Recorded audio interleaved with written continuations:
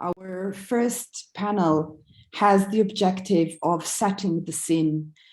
So we would like to bring everyone on the same level, speaking about shortages, the evaluation of shortages and the responses across Europe.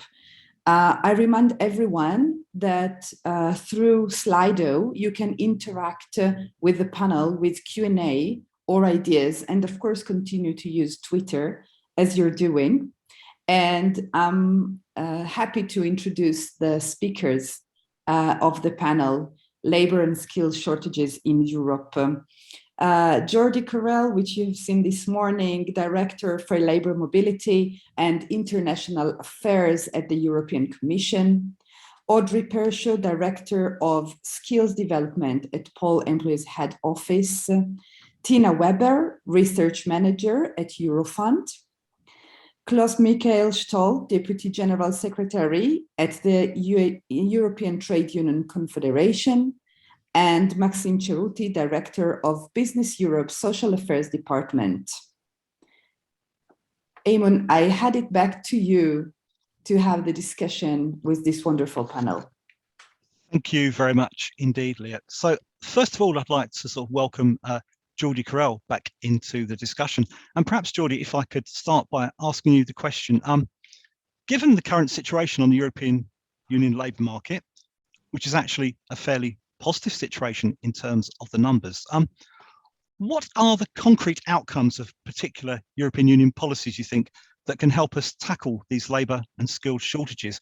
Not a new problem, but one that's perhaps going to get more profound as we move forward, unless we have some policies particularly well suited to addressing these labour and skill shortages.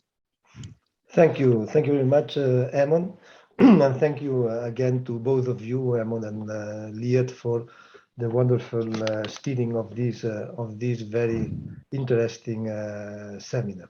And I see that again it's even better attended now than it was a while ago. And I thought that both interventions of Johannes, giving a bit of the context from someone who is really on the spot and who knows what the real problems are, as well as of Enzo with all his prospective slide, I would say, is really very interesting, and they do set the right framework for our discussion. And what we see, I believe, is that labor and skill shortages are becoming, I would say, a permanent feature of our economy. And we saw, and I think that Enzo was very clear in that since the recovery, the labor shortages are emerging. I will not enter into polemics about whether there exists a great resignation or not. I see that Johannes doesn't believe in it, and possibly he's right. But there is an issue, obviously, with labor shortages. We have seen. I'm not going to go too much into detail in the data because Enzo was very clear there. But we have seen that more than a quarter of employers in industry and services now say that labor shortages is one of the main factors that limit their activity, and I'm sure that Maxime will tell us more about that. And this figure is even higher in construction, in hospitality, as we have seen. We have also spoken about the shortage of IT specialists, and this has been highlighted very often. In 2020, the European labour market was projected to grow by more than 670,000 new jobs, but it could have absorbed more than twice this number if only sufficient supply were inside. In order to tackle these challenges, we need coordinated action, and that I think that it's a bit the motto of this event and of this network. And we need to work together from the member states, in particular, not only but in particular, public employment services, but also education and training providers, social partners, and of course the Commission. So, if you asked about what the EU can do, I will just talk about three things. The first one is mobility. I mean, we have already seen about and heard about migration, which means from non-EU countries. But let me talk a bit more about intra-EU mobility, which is a topic that, of course, because of my functions, I'm pretty familiar with. And we believe that fair mobility is really one of the aspects which can contribute to a better adjustment of supply and demand in the European labor market. And I think that we can say that very confidently. And as a matter of fact, during the pandemic, where intra-EU mobility was, if not put to a halt almost, we did see that these pose problems to the European economies, and that these pose problems to specific sectors in specific countries which are dependent on this intra-EU mobility. And there I think that we have tools which are very useful, and you know them, EURES, of course, ESCO, Europass, which are important. I'm not going to explain what these tools are, because the PES are managing EURES, and Europass and ESCO are also important tools in order to allow matching between supply and demand across the borders, in particular when it comes to ESCO. So that's the first thing, the mobility policy, I would say, to make sure that mobility happens in a fair manner, both in terms of information, and that's EURES, Europass, and ESCO, and in terms of the rights that mobile workers within the EU have, which is essentially the right to equal treatment. So that's one part.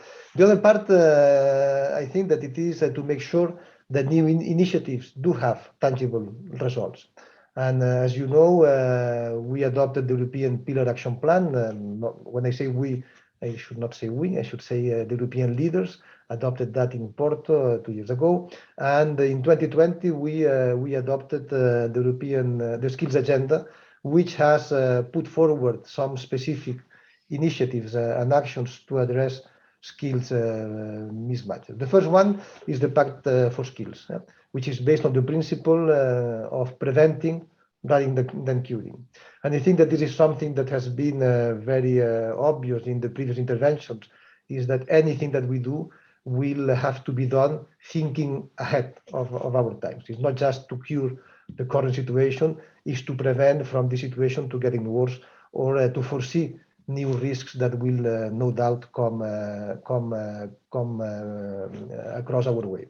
So we make sure that we have to make sure that people can get the training they need for a successful professional transitions towards new jobs and sectors. I think that one of the slides, or a couple of the slides that Enzo showed us, are very clear about that. When we see that indeed there will be jobs that will be destroyed, but there will be jobs that will be created as well in different sectors, and which therefore will require different skills. So it will be very important to anticipate those changes, and that's why the work of research is of paramount importance, and we must be able to use the results of the research in order to adapt our institutions, and in particular in this case I'm thinking of the education and training providers in the different member states.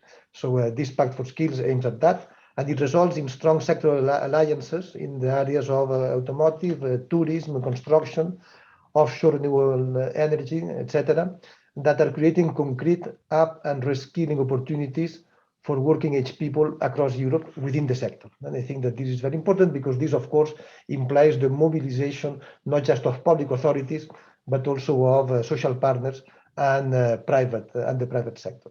And there, of course, the PES, the Public Employment Services, can and do play a very active role. They are at the center of strong networks which connect employers, job seekers, social partners, training institutions, clusters, etc. Also here, the EU can contribute by funding.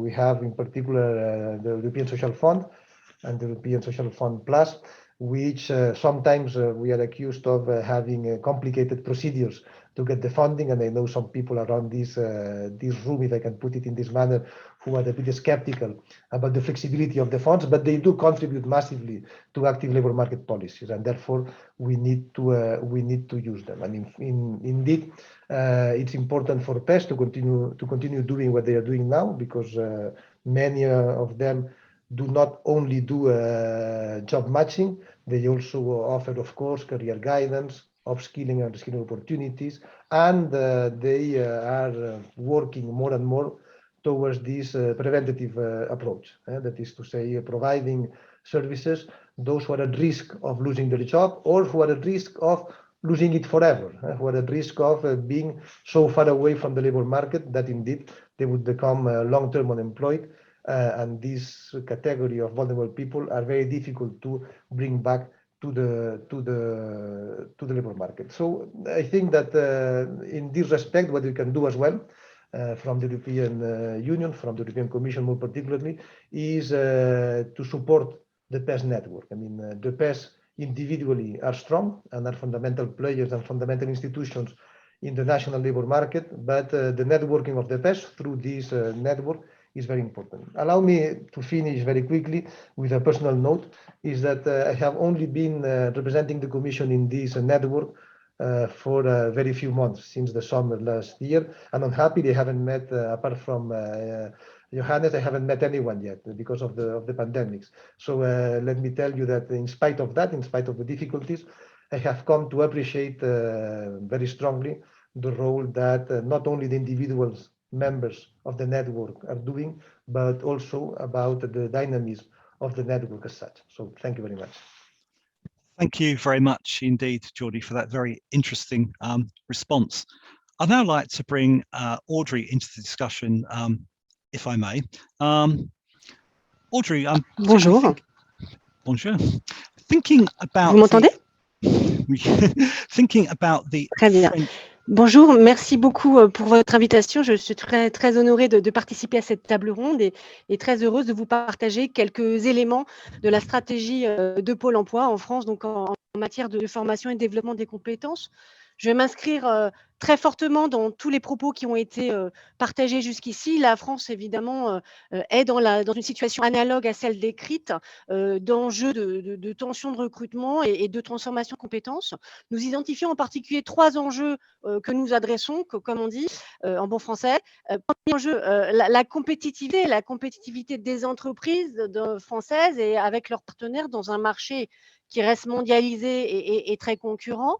Évidemment, associé à ce point des éléments qui ont été partagés, l'emploi, au niveau d'emploi, pour bénéficier de tous les talents et de toutes les compétences, et bien de toutes les personnes qui habitent en France, qui sont français, qui résident en France et qui peuvent travailler. Et puis, associé à l'emploi, évidemment, l'inclusion sociale. Quelques PowerPoint ont partagé précédemment, ont montré qu'il va y avoir une transformation. Il y a déjà une transformation forte dans les compétences attendues et un certain nombre de demandeurs d'emploi peu ou pas qualifiés, on l'a dit, Monsieur Curell le disait à l'instant, peuvent rester au bord de la route. C'est un sujet absolument majeur, évidemment, pour la cohésion et le vivre ensemble.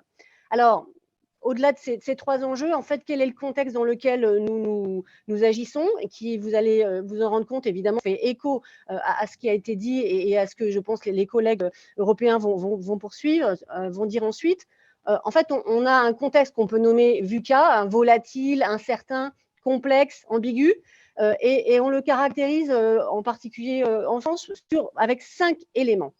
Le premier, c'est peut-être l'enjeu, la nécessité importante d'avoir une prise de conscience collective et de sortir de l'illusion qu'on peut trouver immédiatement des profils de candidats, d'actifs qui collent, pardon si vous me permettez l'expression, à toutes les compétences dont les entreprises ont besoin. Le matching 100% immédiat, ce n'est plus, à l'heure actuelle, ce n'est plus le cas, c'est chaos. Et donc, c'est en prenant conscience de ces éléments et en accompagnant les entreprises à prendre cette dimension qu'on va pouvoir, nous semble-t-il, plus aisément, plus efficacement régler les problèmes d'écart de compétences et les problèmes de pénurie ou de tension de recrutement. Parce qu'en effet, il y a quand même, malgré cette situation où on ne trouve pas les profils que les entreprises attendent donc dans 100% des compétences qu'elles souhaitent, on ne trouve pas ces profils, mais elles n'ont pas de temps à perdre. C'est le sujet de compétitivité, de marché, de contrat. On vit en France, vous le vivez peut-être dans vos pays, que des entreprises n'arrivent pas à répondre à des marchés, à des appels d'offres, par exemple, ou à suivre le rythme des commandes parce qu'elles n'ont pas les ressources, la main-d'œuvre, ce qui est quand même dramatique. On voit aussi, troisième élément du contexte, ce qui a été dit en particulier par monsieur Enzo Weber tout à l'heure. En fait, la marche, elle est plus haute pour les emplois en tension parce qu'il y a des transformations de compétences et puis que dans la situation, et on peut que s'en réjouir, de dynamique très forte d'emploi actuellement en France, eh bien, les personnes qui ne sont pas en emploi, ce sont des personnes qui sont plus en difficulté, plus éloignées de l'emploi, plus éloignées de la formation. Et donc, il est plus difficile pour l'ensemble des acteurs et en particulier le service public de l'emploi, Pôle emploi et ses partenaires, donc, de pouvoir directement faire venir les demandeurs d'emploi à la marche, si je puis dire, de compétences attendues par les entreprises. Quatrième point, voilà, vous nous direz si c'est aussi aigu chez vous qu'en France, mais nous avons un vrai sujet, un vrai défi de l'orientation et de l'attractivité des métiers. Il y a des métiers en tension, des métiers qui recrutent à tour de bras, mais les demandeurs d'emploi, les actifs, les jeunes ont des représentations, un certain nombre de fois erronées, qui leur font penser que ces métiers, ces secteurs, ce ne sont pas pour eux, ne vont pas pouvoir s'épanouir. Par exemple, le grand sujet de l'industrie. Et donc, il y a des plans nationaux pour redévelopper l'attractivité de l'industrie et recréer des vocations de l'industrie. Mais on a aussi ce sujet-là dans le secteur extrêmement critique de la santé et dans plein d'autres. Et puis, vous l'avez évoqué également, on a un sujet, c'est qu'on travaille quand même dans un contexte très mouvant parce qu'un certain nombre de compétences futures ne sont pas connues ou pas très connues. Voilà, donc on a quelques repères, on sait que les soft skills, voilà, en développant les soft skills chez les personnes, on ne se trompe pas. En développant, M. Weber l'avait dit, les compétences numériques, on ne se trompe pas. Mais pour le reste, sur la transformation en particulier des compétences techniques, là, il faut vraiment faire du just in time, du just à temps avec les entreprises pour coller au mieux à l'évolution des métiers qu'elles aussi, elles vivent en direct, si je puis dire. Alors, qu'est-ce que nous faisons à Pôle emploi ? Et avec les partenaires et avec évidemment le gouvernement qui lance beaucoup de plans. 3 réponses actuelles. La première, c'est qu'on essaie de réduire l'écart de compétences des demandeurs d'emploi qui sont peu ou pas qualifiés, c'est-à-dire des demandeurs d'emploi qui n'ont pas le baccalauréat. Vous savez, en France, le baccalauréat, c'est un diplôme extrêmement important pour à la fois donc, partager, je dirais, un niveau d'aisance, de culture générale, de littératie, de numératie, et puis évidemment de poursuivre après dans la capacité d'apprendre à apprendre et dans la capacité à développer d'autres compétences. La part des personnes, des demandeurs d'emploi qui n'ont pas le bac est plus forte que la part des actifs qui n'ont pas le bac dans la société. Donc, on a un vrai sujet et vous l'avez peut-être vous en avez peut-être entendu parler. Il y a le plan d'investissement dans les compétences, 15 milliards d'euros qui ont été investis sur 5 ans. Là, on est dans la dernière année, mais il va être reconduit en 2023 pour ne pas perdre de temps, indépendamment donc, de la question de l'élection présidentielle en cours, comme vous le savez. Et donc, avec ces 15 milliards d'euros qui sont donc investis pour les demandeurs d'emploi peu ou pas qualifiés, eh bien, on a une action extrêmement massive, forte, méthodique, structurée, systématique pour développer les compétences de ces demandeurs d'emploi sur les compétences de base, savoir lire, écrire, compter, sur les compétences numériques de base, et puis sur les compétences cœur de métier, techniques comme on dit, pour répondre aux besoins des métiers en tension. Et c'est là où on rejoint un certain nombre de fois les difficultés d'attractivité. L'autre axe de travail qui donc nous mobilise très fortement, Pôle emploi et ses partenaires, missions locales, conseils régionaux, tout l'écosystème, c'est de développer les formations au plus près de l'entreprise juste avant l'embauche. Donc nous avons des dispositifs qui financent à l'entreprise des formations pour des demandeurs d'emploi qu'elles vont recruter après la formation. Par exemple, un demandeur d'emploi a besoin d'un écart de compétences, il ne peut pas directement intégrer l'entreprise et il lui faut 4 mois de formation, 4-5 mois de formation. Eh bien, Pôle emploi, avec les fonds donc, publics, du plan de lutte contre les tensions en particulier, qui s'est ajouté au plan d'investissement dans les compétences, va pouvoir donc aider l'entreprise, financer la formation exactement sur les champs de compétences que l'entreprise a identifiés avec son futur salarié qu'il lui manque. Ça peut se faire soit dans l'entreprise, soit avec un organisme de formation. Enfin, troisième axe sur lequel nous avons beaucoup investi et mobilisé avec le plan d'investissement dans les compétences, c'est d'ajuster les programmes de formation aux demandes des entreprises, déjà aux demandes actuelles et aux demandes qui évoluent. On s'est rendu compte qu'un certain nombre de demandeurs d'emploi ou de jeunes qui sortent de formation ne pourront pas recruter. Vous avez dans vos pays. Qu'est-ce que disent leurs entreprises ? Les formés, mais ça pas, nous avons besoin. Il manque des compétences. compétences techniques, des compétences numériques, des compétences de savoir-être. Et donc, en particulier, avec le plan d'investissement dans les compétences, nous avons travaillé pour identifier ce qu'il fallait transformer ou ajouter aux compétences actuelles pour faire en sorte que le demandeur d'emploi, le jeune, quand il sort de la formation, il soit rassurant pour l'entreprise et il réponde à ces enjeux. C'est ce qu'on appelle des modules additionnels. Aujourd'hui, on le fait en discutant avec les entreprises, donc il y a beaucoup d'initiatives territoriales et de plus en plus, le mouvement, j'en pense, est aussi partagé chez vous et là, sans doute, les synergies européennes peuvent jouer à plein.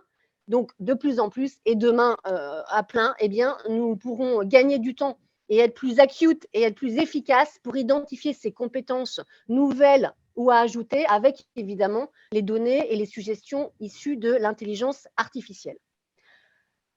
Nous avons des enjeux parce que, voilà, tout n'est pas encore… Thank you very much. Nous avons des enjeux, juste pour vous dire, 3 points. Les soft skills, voilà, juste en 2 mots, nous développons les soft skills et c'est un enjeu demain. Nous continuons à décloisonner, c'est-à-dire permettre aux demandeurs d'emploi de se former, demandeurs d'emploi et de continuer en entreprise. Et puis ce que disaient M. Weber et M. Curell, qui est majeur, de travailler avec les entreprises pour former les demandeurs d'emploi à un premier niveau d'emploi et faire en sorte qu'au sein de l'entreprise, il y a la promotion, que les salariés passent du premier niveau d'emploi au deuxième niveau d'emploi pour faciliter l'intégration et l'inclusion sociale. Merci beaucoup. Okay, thank you very much. If I could bring Tina in now, if I may. Tina, to what extent do you think that COVID really fast-tracked pre-existing labour and skill shortages? The situation will be the same, but it may have taken rather longer to emerge. Or do you think we've actually entered an entirely new phase in the development of the labour market, really? So has the debate moved into an entirely different place? Or really, is it something that would have happened, but perhaps not for a couple of years down the track? What's your perspective on that? Thanks a lot, Eamon, for that question, and thanks for the invitation to be here. Maybe I may first say, for those of you who are not aware, Eurofound is a tripartite agency doing research on the improvement of living and working conditions based in Dublin. And just for your background, what I'm going to say draws on some research that we carried out from 2019, which first tried to look at the scale, the scope, the nature of skill shortages and the kind of measures being taken by different member states to try and address those labor shortages. We've now moved on to a different phase in the research, which may also be of interest to you when it becomes available, the final results. We're now looking at evaluated measures in the different member states trying to address labor shortages. So a kind of meta evaluation of the quality of those evaluations, but also what it can teach us about what kind of policies work well in which context. And we wanted to then move on in the research to look more at company level initiatives, which in the context of what has already been discussed this morning, we're now thinking we might focus also on the impact of migration as a result of the war in Ukraine. So that's just a bit of background on the research that Eurofound is doing. I mean, you're right. Obviously, the pandemic has had a huge effect on labor markets in the EU, with a significant fall in labor demand in many areas, but also an increase in vacancies and shortages in sectors where that pre-existed, so making the shortages effectively worse. We've already seen a little bit this morning what has been the impact of the pandemic. If you look at the Eurostat vacancy rate, there was a drop in that vacancy rate from 2.1% in Q4 of 2019 to 1.6% in Q2 of 2020. But then vacancy rates began to rise again pretty quickly already from the Q3 of 2020, and we are now at a higher level than we were prior to the pandemic. So we are now at close to 2.6% again in the Q4 of 2021. And the other indicator that we have on labor shortages from the business survey, again in services, construction, and in industry, there was a real drop-off in the number of firms indicating that there were shortages in their sector. And again, there's been a rebound going beyond the rates that we saw prior to the pandemic. And no doubt that rebound is due to the extensive measures that there were in different member states, short-time working, business support measures, but also the recourse to teleworking. So we're coming back from the crisis much more quickly than we did maybe during the previous economic crisis. When you look at the scale of shortages during the pandemic and more generally, I think it's also important to understand what the various data sources can and can't tell you. So I think when you're looking at the overall vacancy rate, it tends to be at the very general level. If you take the health sector, for example, it doesn't tend to be one of the sectors which is highest among the vacancy statistics at the EU level. But when you look at the EURES and now published by ELA figures, it tends to be general practitioners, nurses, and similar occupations which are highest ranked among the jobs where there are shortages in different member states. So you have to understand also the detail of the data and what it can and can't provide. And obviously in the healthcare sector, COVID made things so much worse than it was before. Obviously, working conditions were very difficult, and there have been some staff leaving that sector as a result of the conditions they experienced. And you have globally in that sector an estimated shortage of around 1.6 million workers. So the health and long-term care sector, a big problem prior to COVID, made worse by COVID, and now experiencing significant problems. But that wasn't the only sector. ICT, with the move to teleworking partially and the growth in digital technologies, experienced even greater shortages, but also some other areas which maybe they weren't so prevalent, like food retail, logistics, agriculture, where there are many migrant workers present. So those were the kind of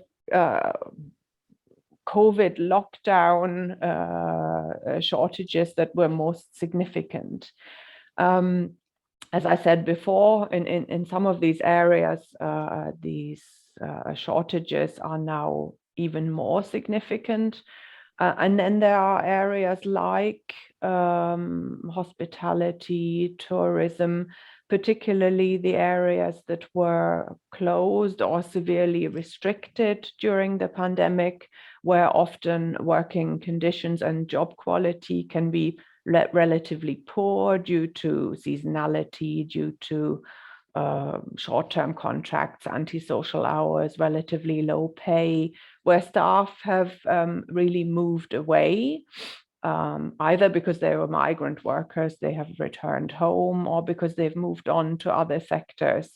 So it's in those areas where, yes, there were some shortages prior to COVID, but they're even greater now. It's interesting that so many speakers have already mentioned this aspect of the Great Resignation. It's also something that we are looking at Eurofound, and like the other speakers, consider that it's not something that we really see much evidence of in the European Union, but it's a topic that we're going to study further. What I think there is some evidence of, but we're still looking into it in more detail, is that there were maybe even more older workers that were maybe already close to retirement that during the pandemic decided, you know, I'm now going to leave the labor market maybe earlier than I might have done otherwise. So this is an issue. So to answer your question more briefly, I think yes, to a very large extent, COVID has fast-tracked additional shortages. It made shortages worse in some areas. And looking to the future, just very briefly, something else that we are examining is the need for more digital and green skills. And you might be interested, against the background of what Enzo was saying on the research in Germany, on the impact of climate targets on new skill requirements. Eurofound is currently doing a European level study looking at the employment and working conditions impacts of EU climate targets and how these might impact employment. And we hope to have the results from that later this year. So it's something else that maybe participants in this event will be interested in when the report emerges. Thank you very much indeed, Tina. We've heard a lot from speakers already during the conference this morning that there is a lot of optimism in terms of jobs being available for the future, and some jobs will end, but there'll be lots of new opportunities. And indeed, Professor Weber mentioned there will be lots of opportunities in perhaps more highly skilled sectors. I'd like to bring in Claes-Mikael Ståhl, if I may now. We noted that a recent European Trade Union Confederation resolution looking at recovery and social progress said that quality jobs should be at the heart of the EU recovery strategy. So I think that's an important question. If there are lots of jobs which are going to be created, which is excellent, jobs requiring a certain degree of skills, but what perhaps, Klaus, do you think are the very important issues which we need to think about in ensuring that vulnerable job seekers can acquire the skills that are needed to access all these jobs going forward? How can we make sure that happens? Thank you very much. And first of all, I just want to say thank you for inviting me and the ETUC to this very interesting event today. And as said, we believe that quality jobs should be at the heart of the recovery strategy. And we also think that well-equipped public employment services are needed to implement active labor market policies, but also to address a number of the problems on the labor market. Public employment services play a key role in the integration of the most vulnerable groups of society in the labor market, and among them women, migrant workers, seasonal workers, disabled workers, and also young people. And public employment services must therefore be strengthened as to contribute to provide for schemes for upskilling and reskilling. And it should be reminded that public employment services and active labor market policies go beyond education and training, and proper active labor market policies should also include counseling, mediation, subsidized employment, and other job transition mechanisms. And when it comes to support to specific vulnerable groups, we think that there need to be policies that are adapted to different needs and demands among these groups. And first of all, a gender dimension is needed in the design of labor market policies. Also, collective bargaining should be promoted in non-standard sectors such as domestic work and care work. The gender pay gap should be addressed, along with binding measures promoting pay transparency and the implementation of the principle of equal pay for work of equal value. Fair wages for sectors dominated by women are traditional and almost always, I would say, underpaid in spite of their societal values. And that's really something that became obvious during the COVID, the recent pandemic. Migrants must be guaranteed fair and decent conditions to access employment and thereby avoiding discrimination.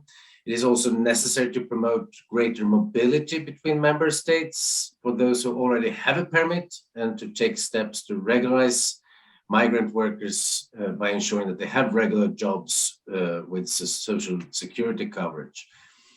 Thirdly, when it comes to young people, they commonly work in sectors and industries that are particularly vulnerable during the pandemic.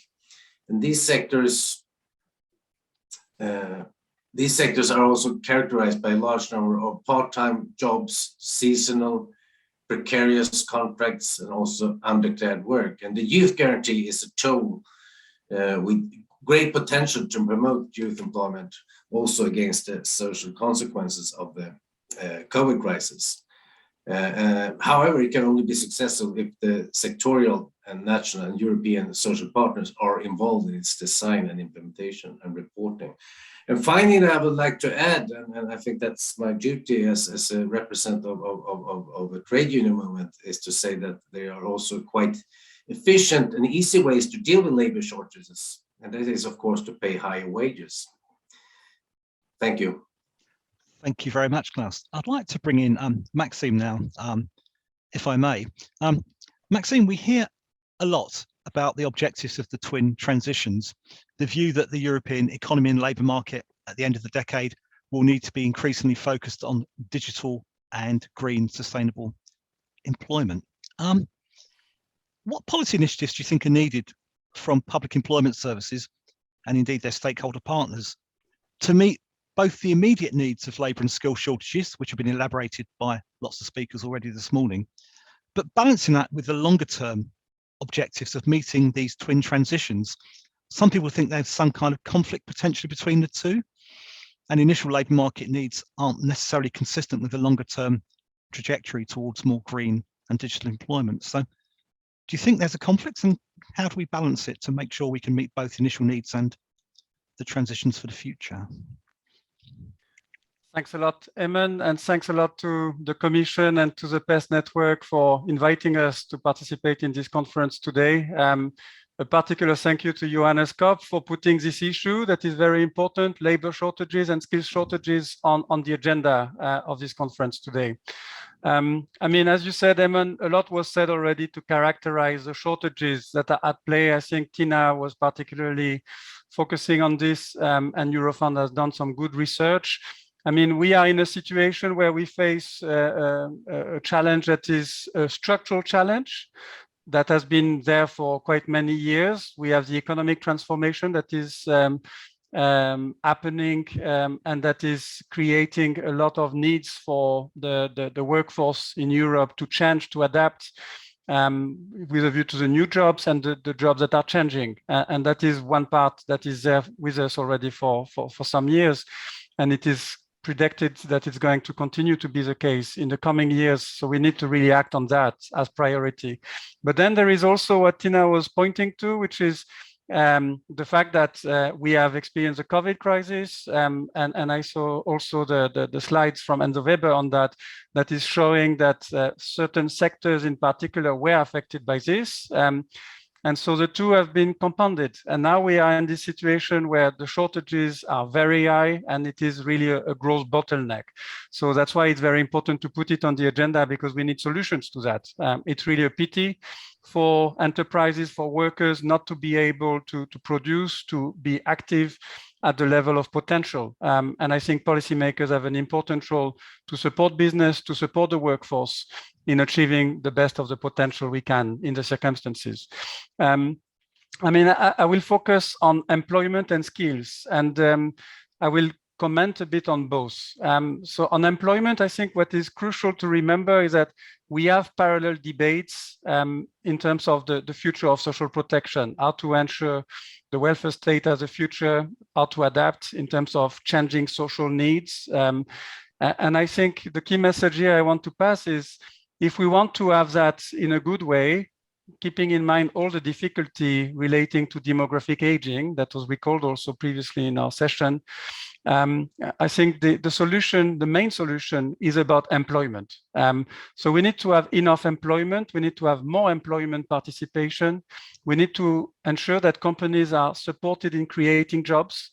We need to focus on the real labor market. It is not about artificial jobs creation. It is about supporting the real labor market to be at the potential. And that means that, of course, we will be able to do that and supporting it as social partners if we are able to understand what are the main drivers of this change that is happening now.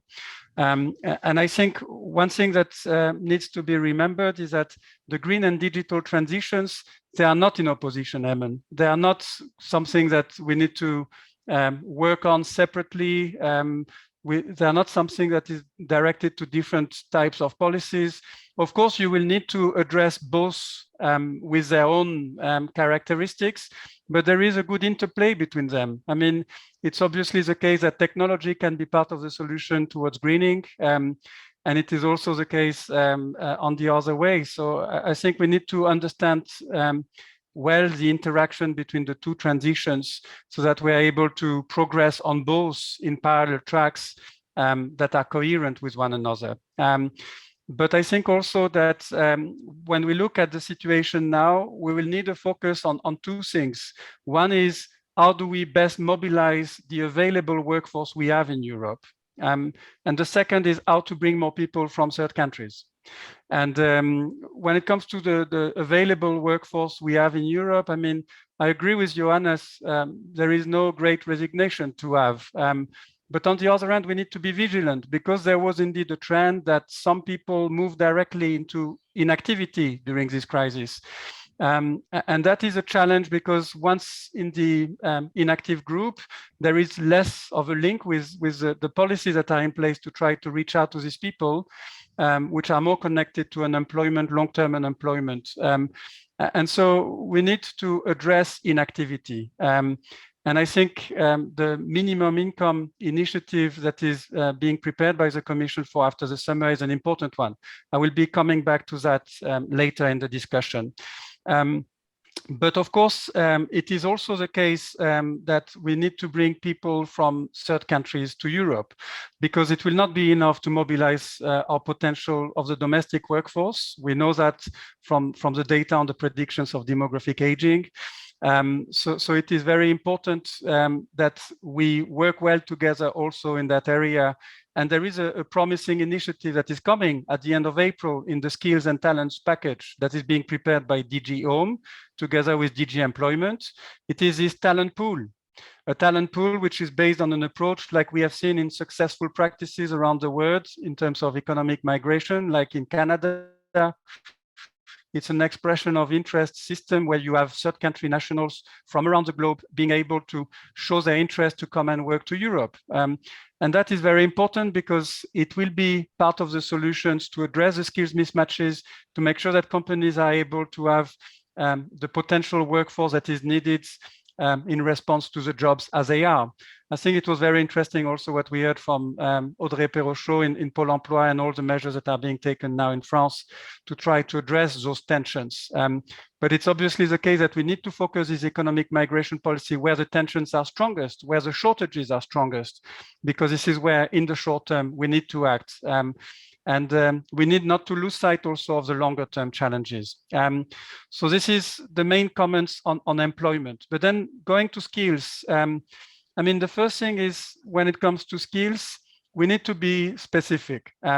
When we speak about inactive people, unemployed people, the main responsibility is state's responsibility. Public employment services play a key role there. When we speak about employees, which is basically the high numbers, when we speak about the close to 200 million people that are working in Europe, it is essentially the group of employees.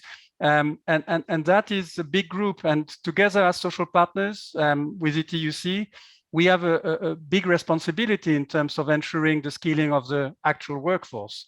And there are many good solutions in the member states like training funds, which are there to enable the workforce to have access to training and to have relevant trainings. We need to combine the sectoral dimension and the cross-industry dimension. Sectoral because the technical skills are needed at that level. Cross-industry because we need to encourage mobility between sectors as the transitions are happening and people need to adapt with the changing jobs. But going forward, of course, on skills, we also need to understand what are the dynamics at play. And I'd like to mention a number of good practices from the member states that we consider to be inspiring for the debates we have here today. For example, there is one MEV in France, which is looking at the evolution of jobs and occupation in relation to greening. And that is an interesting practice to try to shed light of where the needs are. There is OSCAR, that is an Estonian practice that is around skills anticipation. This is very effective to look into the future 5 to 10 years and connect it to the policies to bring the people where the needs are in the future. And then there is SkillNets in Ireland, which is an initiative by the government to support business in being able to really understand where the skills needs are and how to respond to them, and at the same time improve access to training. So there are good measures that are in place in the member states. There is an element of cooperation between public and private organizations in financing, but also in terms of focusing on different groups on the labor markets. And that's why we as public authorities and social partners, we really need to work together. It's, for example, the case for public employment services with the private employment services. When we speak about career orientation, that is, of course, a very important area of progress. I think both public and private employment services have an important role in structuring these markets through their cooperation of improved career orientation in our countries. Telework was mentioned. I just want to make the link with what we do as social partners in the context of the European Social Dialogue. We are just in the moment of finalizing our work program for the next years together with ETUC. And there, I think a key step was to, on both sides, recognize the importance of addressing the issue of telework through a negotiation. And of course, the right to disconnect is coming with it. So we will be very active on this file in the coming year or so, and this is priority for us. Okay, thank you very much, Maxime. Yeah. Could I just ask you to come to a conclusion briefly, if that's okay? Thank you. I will just finish in one word, just to say that the year 2022 is very important with the Commission's coming up with a social dialogue initiative. So on the tripartite level, there is a lot more that can be done. And when we speak about employment policies and social protection, for us, what is crucial is to improve on the European level the cooperation through 2 new advisory committees on employment and on social protection. The time is now. The support of the PES network, of the member states, of the European Commission, of the trade unions, and us as employers is essential to have regular discussions in a structured manner and make the best of our policies. And I think today's discussion on the shortages is just showing the need for it. Thank you very much, Eamon. Thank you very much indeed. Perhaps if I could bring Jordi back into the discussion now. You mentioned in your earlier response, Jordi, about the vital role that free movement and indeed kind of voluntary migration plays in ensuring the more effective operation of the European labour market. Of course, due to the current war in Ukraine and the humanitarian crisis that Europe is now facing, many, many refugees are now coming into European Union countries. You mentioned that there is a very optimistic picture in terms of the growth in jobs. You mentioned lots of very well-designed policy support that can help to train people. And also, of course, refugees bring many, many skills with them, as I think has been identified on many previous occasions. Part of the challenge, of course, is the structures being in place to enable refugees who want to work with skills to access the kind of support to enable them to actually take advantage of the jobs. Could you perhaps go into give us a couple of minutes sort of overview of what's being done at the moment to enable refugees from Ukraine to access opportunities in European Union countries to enter the labour market? Thank you. Thank you very much, Eamon. Yeah, the key element has been the activation of the Temporary Protection Directive for the first time ever. And under this protection, the refugees which are covered by it, they have the legal right to stay in a EU member state for an initial period of 1 year, which can be extended up to 3 years. So that's the first thing. And the second thing, which is very important, is that this protection enables them to access education and training, labor market, healthcare, housing and social welfare on an equal foot with EU citizens. So that I think it's something which is very, very significant. The second thing is that, of course, we have adapted some of our tools to this dramatic situation. And therefore, for instance, we have this EU skills profile tool that was developed in the previous migration crisis in 2016, and now it has been also translated into Ukrainian. And this should allow to compare the kind of skills that people fleeing Ukraine have compared to the skills in new member states. So that would be the second thing. And the third thing, of course, is about funding.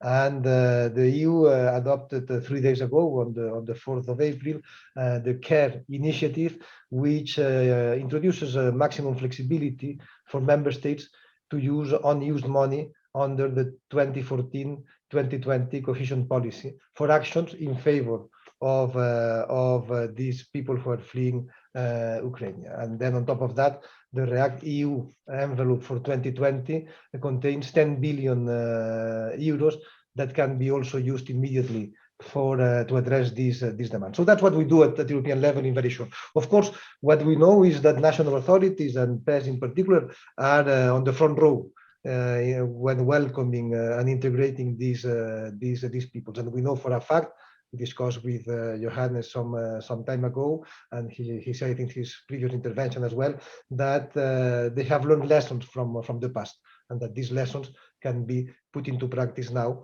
And for sure, the people fleeing Ukraine will benefit from it. But we have also to be aware of one thing, is that finding a job is a priority for these people, but it's not possibly the first priority. And even less if we take into account that most of the people who are fleeing to start with are women with young children, and therefore their disponibility to be in the labor market is not immediate. So beyond that, or before that, I would say, we must make sure that we find for these people, the national authorities find for these people a shelter, access to social services, etc., etc. And now, the other thing, and I finish here, is that this is what we do in order to welcome them and to alleviate their very, very, very difficult situation. Now, when it comes to the role that this population will play in the labor and skill shortages in general, we'll have to see. I mean, what Enzo said before is true, is that what we have learned from other similar situations is that people tend to stay. In this case, what they are telling us very clearly is that they want to come back as soon as possible.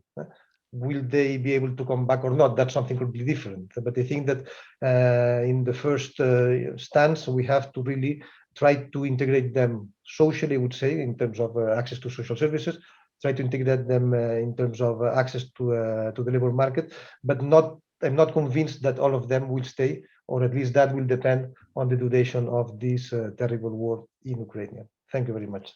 Thank you very much, Jordi. Tina, I'd like to bring you back into the discussion now. Clearly, skills acquisition and acquiring skills needed to match these emerging labour market trends that you helpfully identified in your first reply is absolutely vital. To what extent do you think the European Pillar of Social Rights and the role of partners working with public employment services is in encouraging that the skills can be acquired by job seekers registered at employment service offices? Thanks, Eamon. It's an interesting question, because when you look at the European Pillar of Social Rights, you look at principle number 1 and you think, obviously what you mentioned, good quality education, training, anticipation of skills, but also pillar 4 on active access to active labor market policy could be considered to be the key elements of the European Pillar of Social Rights. But when you look at the different drivers of labor market, of labor shortages, which have already been discussed variously by all the speakers, it's clear that there are also other principles which are highly relevant. So, for example, in relation to the quality of work, access to social protection, which might make certain sectors, certain occupations more attractive, access to good quality contracts and ongoing development opportunities, safe and healthy working conditions, all of which are part of the different principles in the pillar. But also addressing labor market slack, or what, as Maxime said, reintegrating those that are inactive, integrating vulnerable groups. So there is the need to address work-life balance issues, if you like, so access to affordable, high-quality, accessible childcare, but also other care facilities as the population is aging. The whole area of elder care and good quality provision there is becoming more important, and the data still shows that it's mainly women that perform these tasks. So the principles relating to equal opportunities are equally important. And then you have Principle 17 relating to the inclusion of people with disabilities.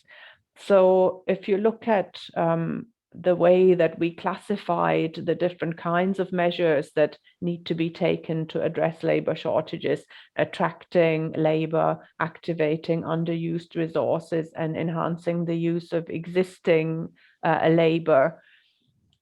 These different principles that I've talked about need to work together, if you like, to create a holistic package of measures to integrate inactive, unemployed people into the labor market and to continue to update the skills of those that are in work, as Maxime has also mentioned. Thank you. Your last point is particularly interesting. I'd like to bring Klaus back into the discussion now. The European Trade Union Confederation has called for employment policymakers to be able to detect social risks from labour market disruption and protect citizens from falling into long-term unemployment. This raises questions about what public employment services should perhaps be doing to assist employed people and try and reduce the risk of people falling into unemployment, perhaps due to a lack of digital skills or wider labour market disruption. Traditionally, Klaus, as we know, public employment services are focused on matching people in jobs when they've actually become unemployed or they're job seeking. But there's a growing debate about the extent to which public employment services should be involved in employment maintenance, trying to help ensure people have got skills to avoid falling into long-term unemployment, or to make sure that employed people at risk of unemployment are in a position where the transition to another job can be as short and smooth as possible. What do you think the employment organisation should be doing to try and de-risk change in the labour market? Yeah. Oh, sorry. No, please. So, no, first of all, just let me just say that we believe that long-term unemployment is really one of the worst forms of unemployment, and there is much more to do in that area. And we also believe that Europe should put forward an ambitious policies addressing frameworks for individual needs to avoid long-term employment, and long-term employment produces both a scaring effect on individuals and societies. And the issues of digitalizations, restructuring, and equipping different sectors to respond to the coronavirus and the current war are all interlinked. And the fact that so many workers have suddenly found themselves relying on digital technologies to carry out the task has created a steep change in terms of working organization. And retraining and upskilling for digital environment was a key to successful response to the pandemic, and social partners and public employment services play a key role here to determine which digital skills are necessary and to organize training free of charge to workers, of course. And we think that this will enable workforces to contribute to economic recovery rather than facing unemployment and a dangerous decline in living standards. It's also worth mentioning that ETUC and the European Employers Organization, Maxime here, have recently signed an autonomous agreement on digitalization, which sets out concrete proposals on skills, work, organization, and working conditions which can be tailored to local needs. And I'm sure Maxime can expand on that as well. But besides digitalizations, jobs should also adapt to the greening of the economy to mitigate the effects of climate change. And for this to happen, the European Commission and member states should guarantee just transition for workers by providing some of the following elements: an early social and economic impact assessment to identify challenges and opportunities per region and per sector, policy planning to anticipate change and avoid social disruption, and effective involvement of social partners at each stage of the process, regional development strategies, and an investment plan to trigger economic diversification in regions and sectors in transition.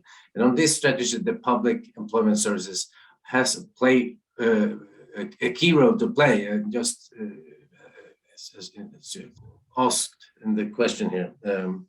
So I'll stop there. Okay, thank you very much. I'd now like to actually ask Liet if she has any questions that have been posed from the conference participants in Slido that we could perhaps ask our panel of experts to comment on. So Liet, have you any questions that have yes, Eamon, particularly interested you? Thank you. Yes, actually we have some questions, and I'm sure that the panel can give us some good answers. So I tried to put them together, and the one topic is about vocational training and education. And of course, we understand that it needs some attention, it needs some reformulating. And the two key questions that rise are, how will the public employment services link with vocational training on a European level? So taking for granted that you need to work on a national level, how will this happen on a European level? And also, how can you guarantee good training when the changes are so fast, especially when we speak about digitalization? Sometimes the skills we need are actually helpful for 2 years or 3 years. So how do you manage to match training with the quick changes that are happening? This is, let's say, one group of questions. And the second one is about non-formal or informal training. And is it possible to validate it? And could actually public employment services help to validate those skills? Okay, thank you very much. Perhaps if I could ask everybody to give us a couple of minutes responses to those two questions, starting with the first one. I think two aspects to it.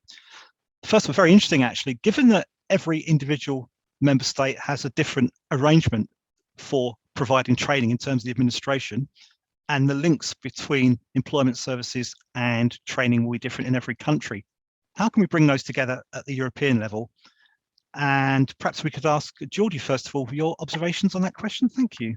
Yeah, thank you very much, because it's a really very interesting question. And the first thing I should say, I guess, is that we should not at EU level aim at changing the national provision or the national organization of education and training, the education and training sector. This is something which obviously depends very much on national traditions, on national ways of understanding this issue. In some countries, social partners play a fundamental role. In some others, it's mainly public. In some others, it's enterprises on their own, let's say. So it's very difficult. And I don't think that we should aim at doing that. However, I think that we can bring some links into that. And I think that the most important thing that we are doing is to make the qualification framework, the national qualification frameworks, comparable across the border.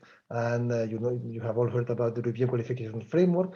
And I think that the work or the kind of commitment that this has launched in the individual member states in order to adapt their national qualification framework to the levels foreseen in the EQF, in the European Qualification Framework, has been of paramount importance. And I know, for instance, I know a bit what happened in Germany, for instance, and I know that this involved the public employment service. Of course, it involved trade unions, it involved employees' organizations, it involved education and training providers, and of course, being Germany, it involved different levels of public authorities, and in particular the land. And I think that this was a very good way of making sure that when devising or when analyzing the national frameworks, the European dimension was taken into account. That's one thing, and very briefly, the second thing is that I think that, of course,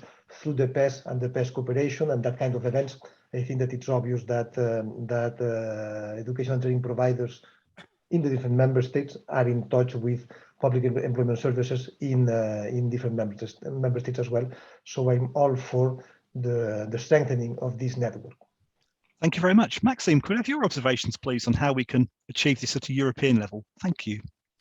Thanks, Eamon. Well, I mean, on my side, just two comments I'd like to add to our discussions, which relate to how the public employment services can play a useful role, but also connect it with this upcoming Commission's initiative on minimum income schemes after the summer.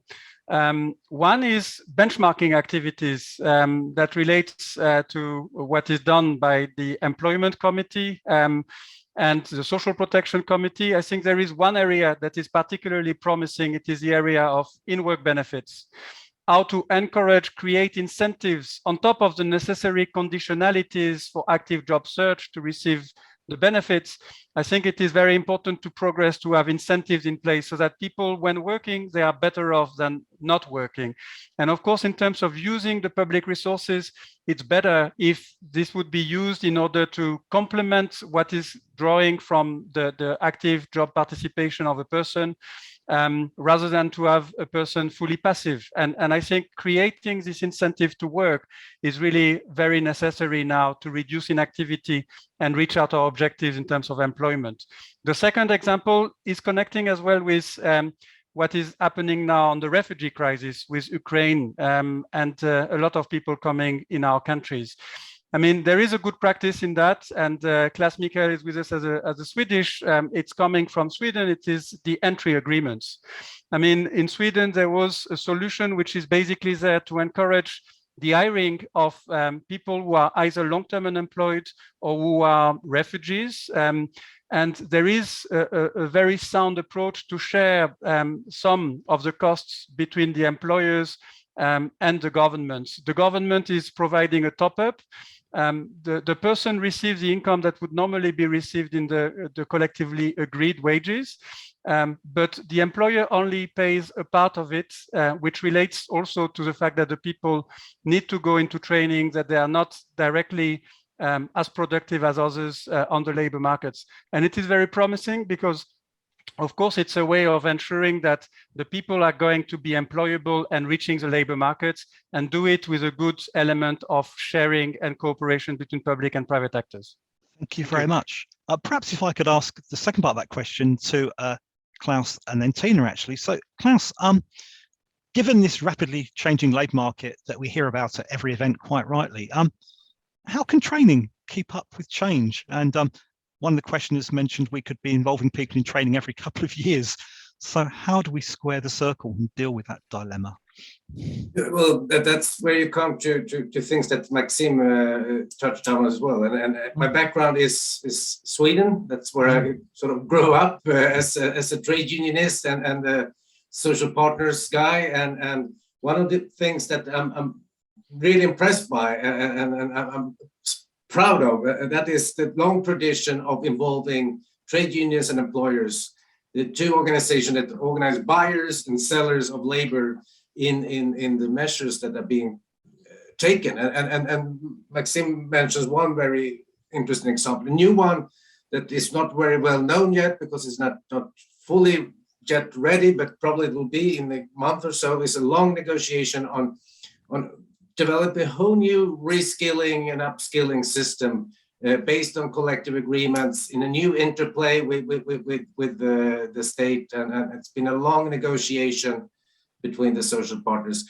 So essentially, the question is quite easy again. I mean, if you want to guarantee that people have relevant competences and training and so on, involve those that knows how to buy and sell labor. That's us, me and Maxime. We're always there, ready to be of help. Thank you very much. And Tina, do you have any kind of observations on this particular issue as well? What can we do to try and ensure training keeps pace with the rapid change in the world of work? Well, I think what Klaus and Maxime say is the most important point, the ongoing involvement of the social partners in formulating training curricula.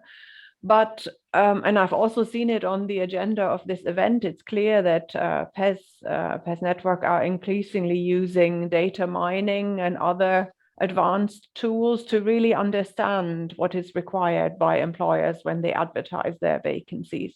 So I think these technologies certainly can be harnessed further to make it more evident what's actually required. The delivery of maybe shorter and more modular training, the delivery of training to individuals already in employment. And here maybe to highlight particularly that this kind of ongoing training delivery tends to be most difficult for SMEs.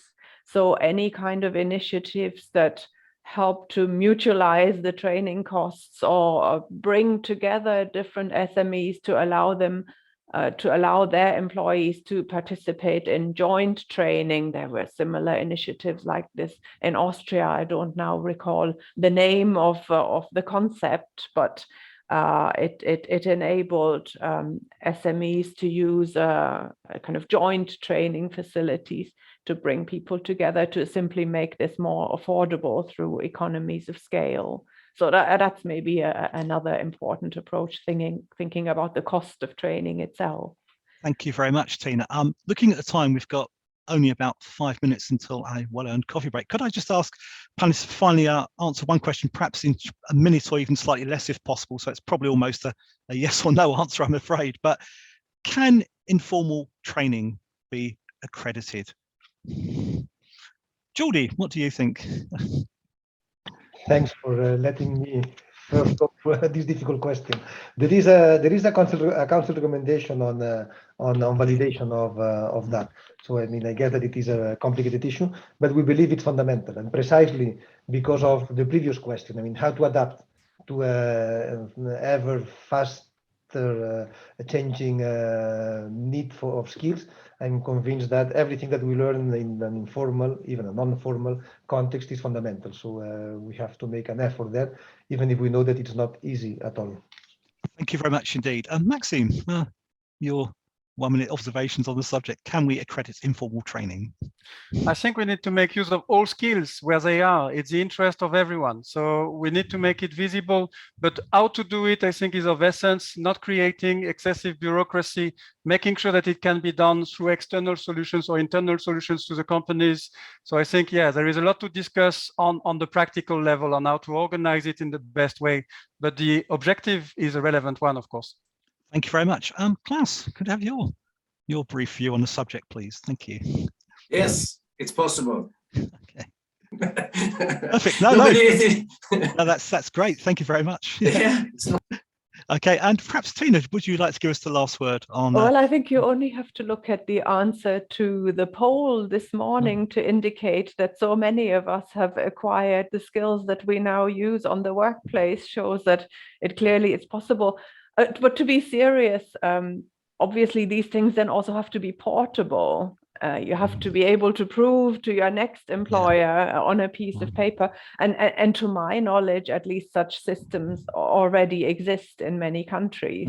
It's making them comparable across member states. That is maybe the challenge. Perfect, thanks. So, I mean, everybody, I think, agrees with the concept. It's entirely logical. It's having the mechanisms to enable it to be happening in a way that supports the worker and the employer. I'd like to thank you very much for your extremely interesting and rich answers, and thank you for an excellent discussion. I'd like to hand back to Leah now to conclude the first session this morning. Thank you. Thank you, everyone. This was extremely interesting. We have more questions actually both on Slido and in the chat, so feel free to have a look, and maybe you feel like answering those digitally. I think that this gave us already a lot of information to think about, but also we all need a short break. I would like to recommend everyone in here not to leave the meeting, but only to turn your microphone and camera off, so that afterwards in the afternoon we need to divide you in rooms. This will be smoother. So please do not leave, stay here, and remember that you can always interact with us, and thank you for those of you of already doing that. And we will see you exactly in 11:30. Thank you so much for this really interesting panel. And thank